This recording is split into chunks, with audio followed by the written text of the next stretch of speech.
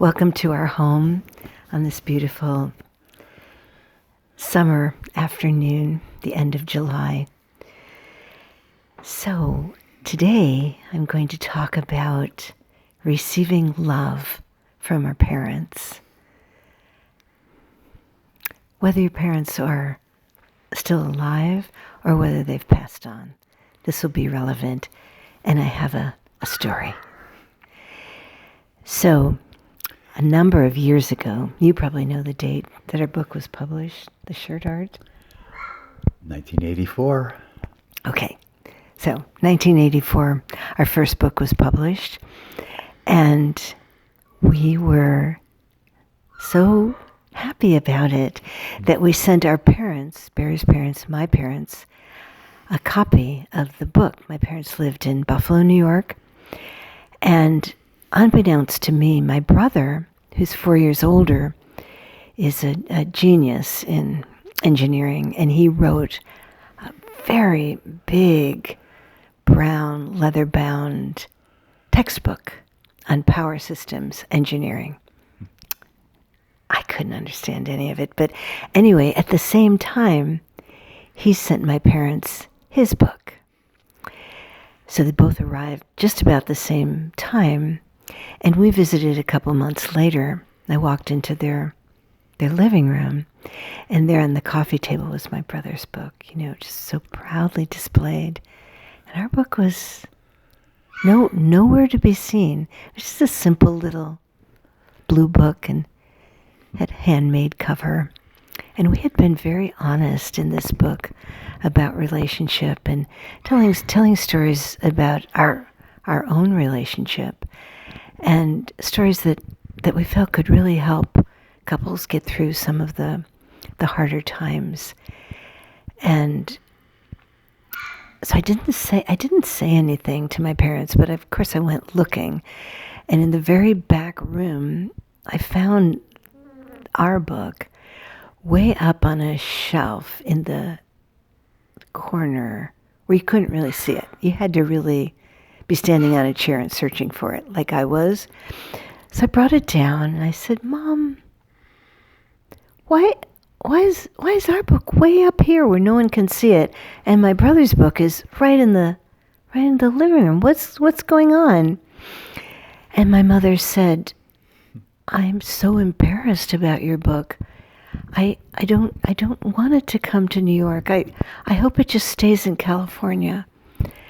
And it can be a California book, but it can't be here." And I just, tears just instantly came to my eyes, and like, "Mom, that really hurt me." And she said, "Well, that's how I feel."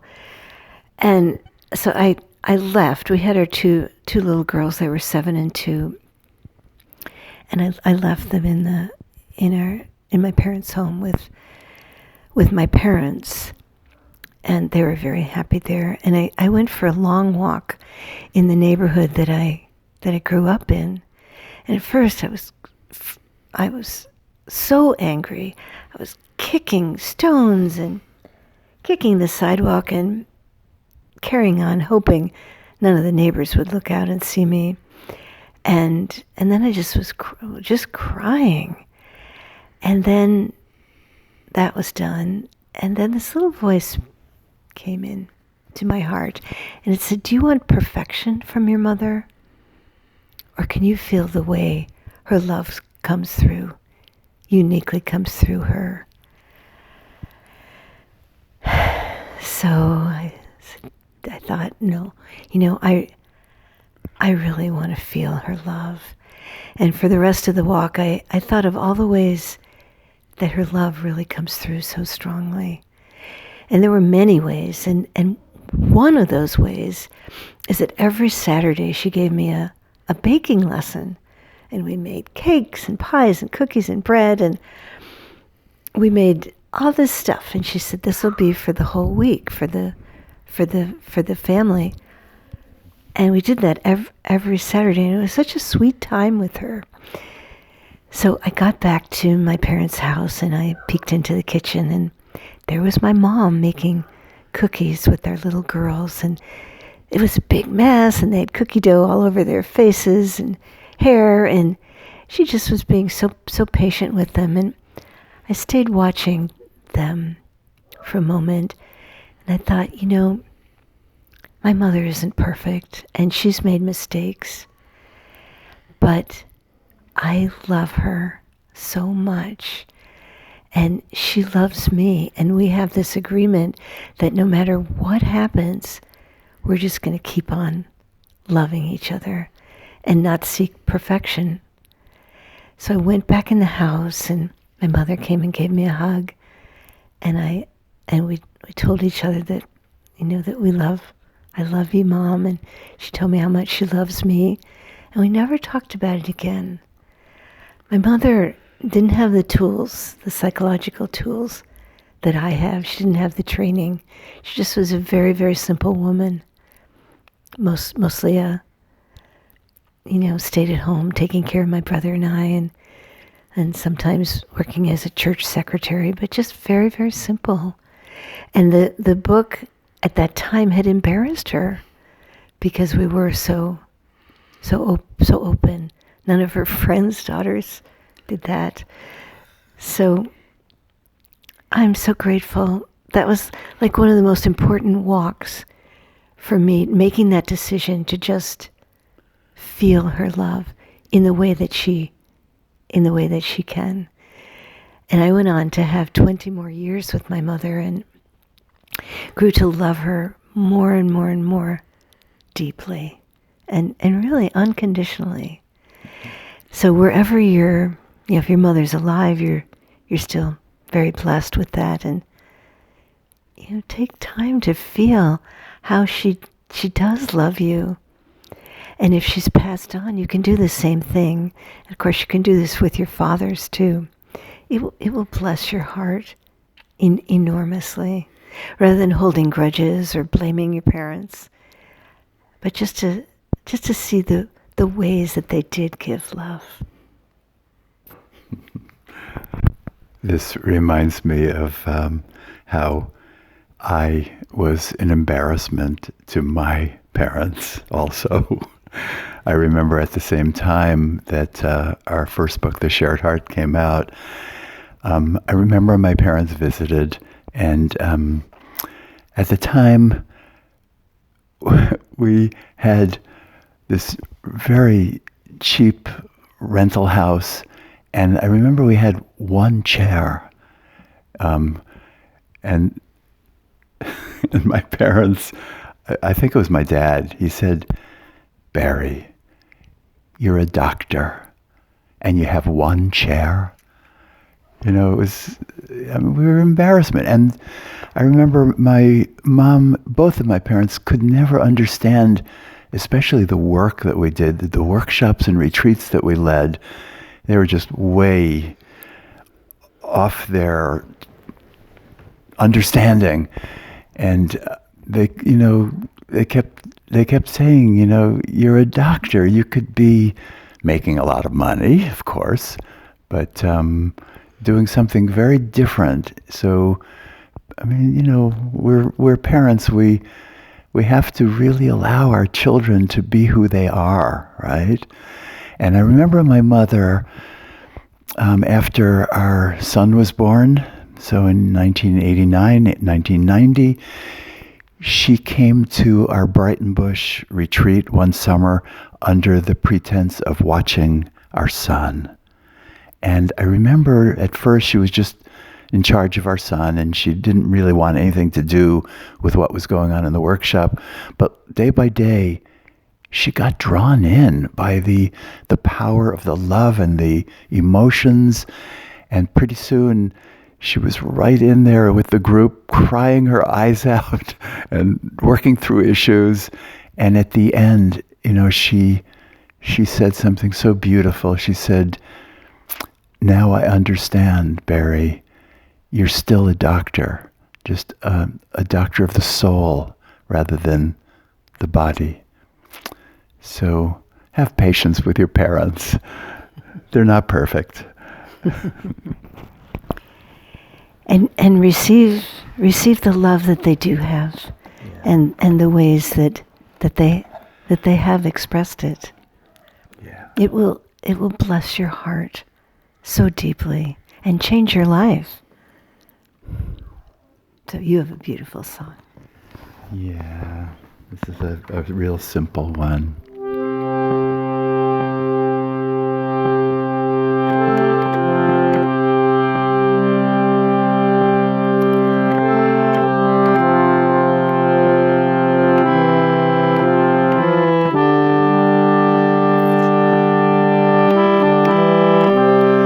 Thank you. Thank you. Thank you for all your love.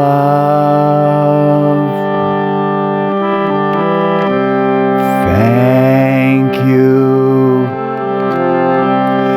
Thank you. Thank you for all your love. Lord, make me. Lord, make me an instrument of peace. Lord, make me. Lord, make me an instrument of peace. I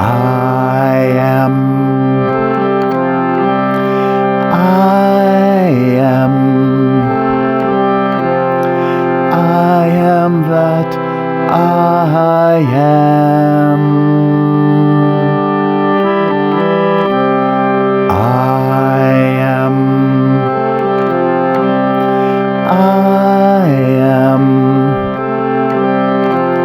I am that I am.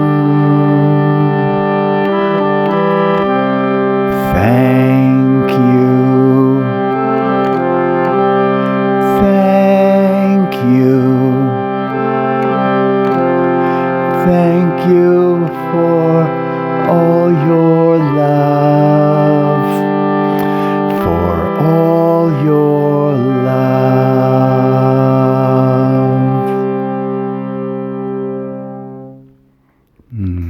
Thank you, God. Thank you, God, for such an opportunity in life to love and receive love, and to open to the love of our parents. As imperfect as they were, they did the best they could, just like we're doing the best we can with our own children.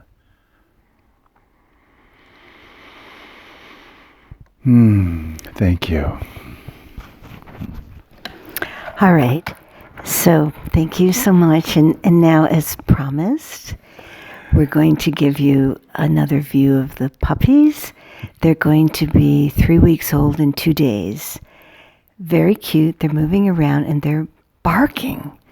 And one day, a couple days ago, they all discovered their bark.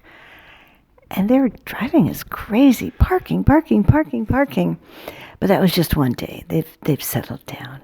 And so we're going to take the camera over right now. It was a new experience for them to feel their voices. Imagine feeling your voice for the first time. All you want to do is make noise. Yeah. I mean, they still bark a little bit, and it's cute, but it isn't like what it was a couple of days ago. All right. Well, here we go. You get a little view of our rug.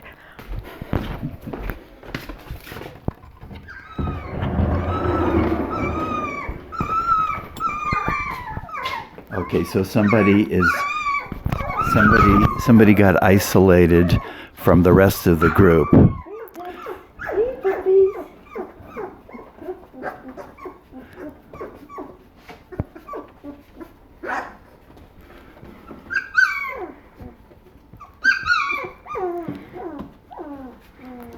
Their eyes are open, their ears are open so they can hear.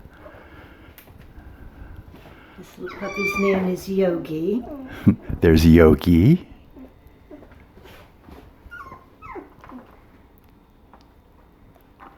Who's that? This is Winston. Winston.